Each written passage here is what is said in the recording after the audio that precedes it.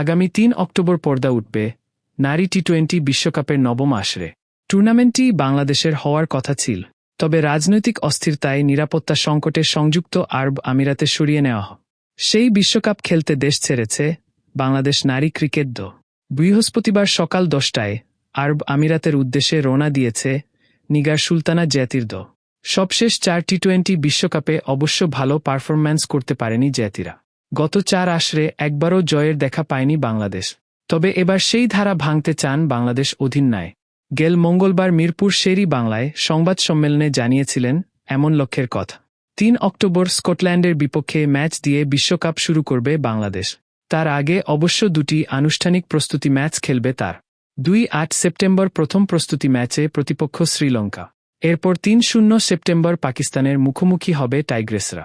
বিশ্বকাপে বাংলাদেশের বাকি প্রতিপক্ষ দলগুলো হল ইংল্যান্ড, ওয়েস্ট ইন্ডিজ এবং দক্ষিণ আফ্রিকা। আরও আপডেট ভিডিও পেতে আমার চ্যানেলটি সাবস্ক্রাইব করুন এবং পাশে থাকা বেল আইকনটি ক্লিক করুন।